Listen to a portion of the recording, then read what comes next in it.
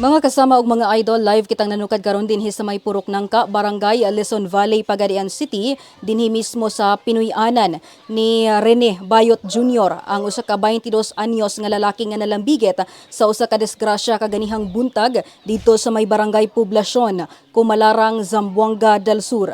Ato ang kahinumduman mga kasamag mga idol nga kaganihang alas 5:43 ang takna sa buntag, gimaniho sa maong biktima ang usa ka motorsiklo. Angkas niini ang iyahang kaipon nga si Richie Saladaga mga kasama og aduna ni sila nakaengkwentro nga usa ka wing van didto sa may Kumalarang kaganihang kadlawon og walay swerte nga nakabsan sa kinabuhi kining managtiayon. Kining usa ka biktima mga kasama nga si Rene Bayot Jr. ang naa karon dinhi gihaya sa ilahang panimalay sa may Purok Nangka, Barangay Luzon Valley, samtang ang iyang asawa ang naausab dito sa may Barangay San Jose, Lapuyan, Zamboanga del Sur. Ning puntuha mga kasamag mga idol ato usab nga makahinabi ang inahan sa maong biktima nga si Ma'am Harleen Bayot. Ma'am, maayong adlaw, amo ang pahasubo gikan sa RMND XPR ug 96.7 IFM Pagadian tungod sa gidangatan sa imuhang anak kaganihang kadlawon. Pwede ba natong masayran ma'am nga unsay tuyo nila ganihang buntag sayo kay sila gabiyahe paingon dito sa may lungsod sa Kumalarang?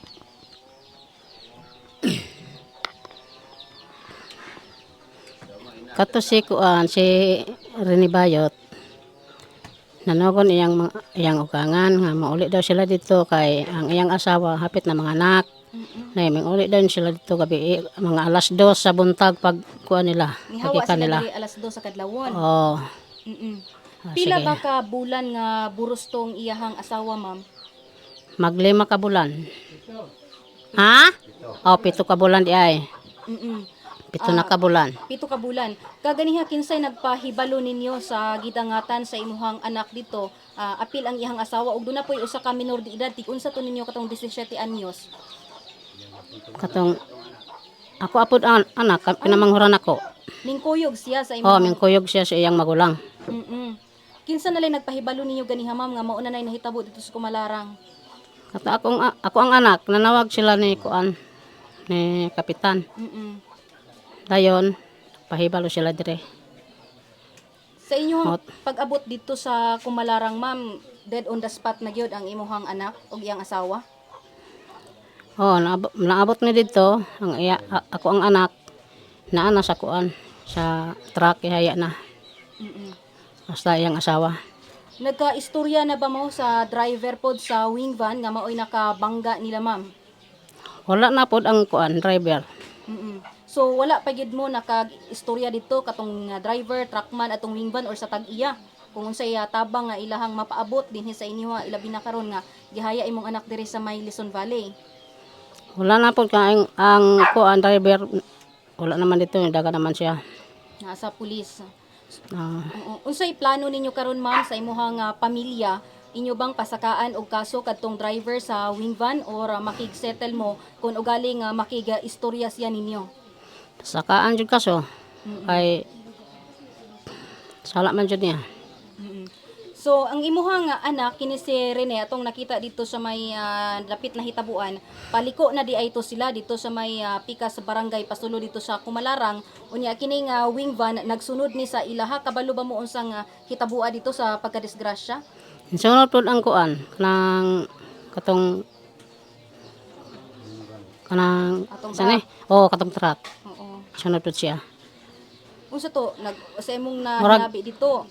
Na overtake ba or pagliko o ba niya nabantayan nga Pagliko jud.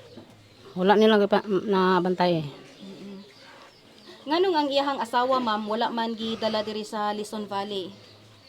Dili pod masugot yang kinikanan kay dito ra siya dalon sa San Jose. Sa San Jose. Oh. Kini pod ako Diri pod siya gidala. Nganong wala na lang man ninyo siya gipabal sa marpod ma'am?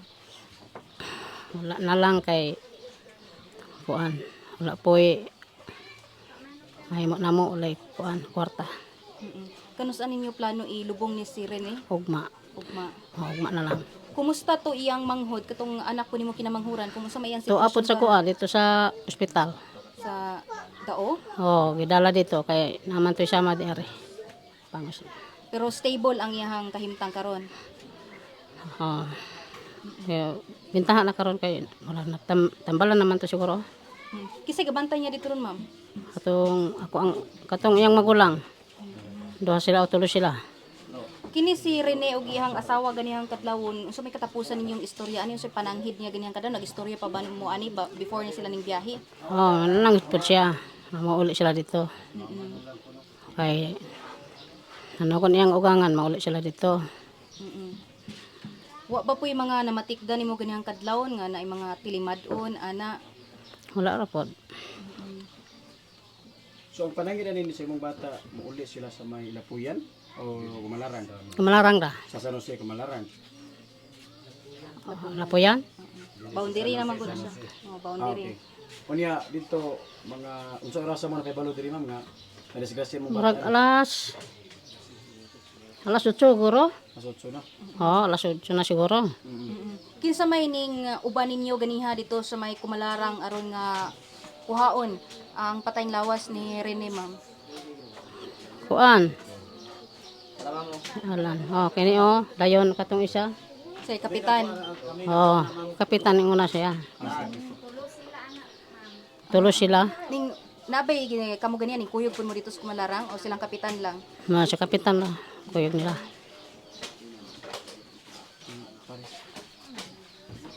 Mao kadto mga kasama no si Ma'am Harlene Bayot o gaana usab dinhi ang iyahang amahan niining maong biktima nga si Sir Rene. Rene Senior ka sir no?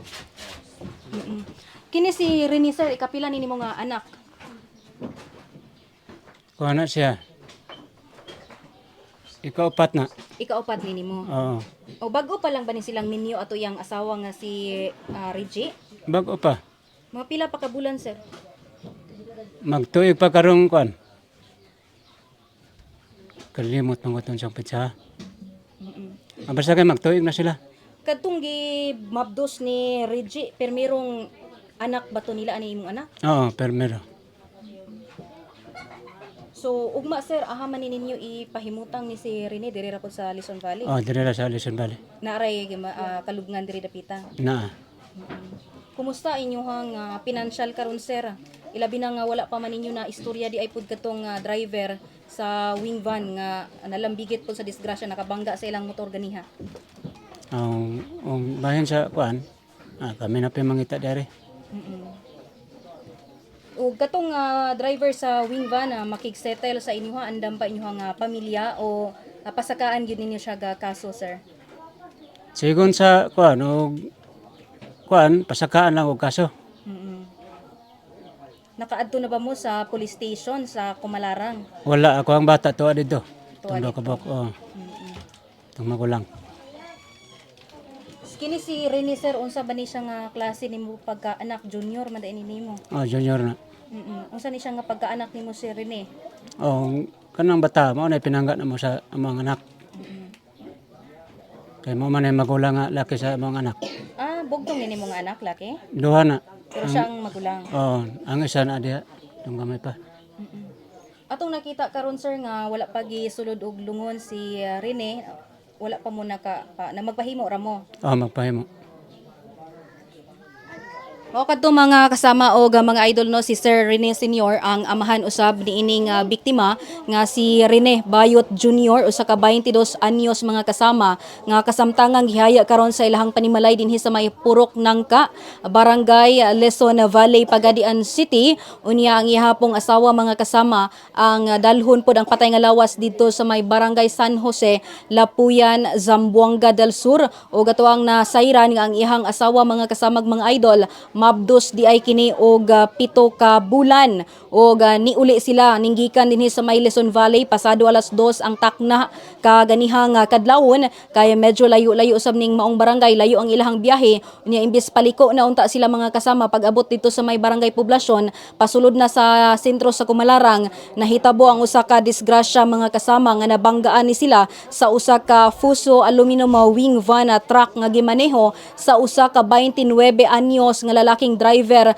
nga taga Cagayan de Oro City. Sa pagkakaroon mga kasamag mga idol, ang driver sa maong wing van ang gikustudiya na usab sa buhatan sa Kumalarang Municipal Police Station. So ato usab nga sa to ang mga suking tigpaminaw og sa to ang mga live viewers karon mga kasamag mga idol, kung doon na mo ipaabot na nga tabang adto sa pamilya nga bayot dinhi sa may barangay Leson Valley, pwede gininyong ihatod na arani sila sa may Purok Kanangka, barangay Leson Valley, Pagadian City, o baka inyong ihatod sa Sibian sa RMND XPR og 96.7 IFM Pagadian sa may barangay San Jose, Pagadian City, aron usab nga ato ang matunol sa nagbangutang pamilya dinhi sa may barangay Leson Valley mga kasama og mga idol.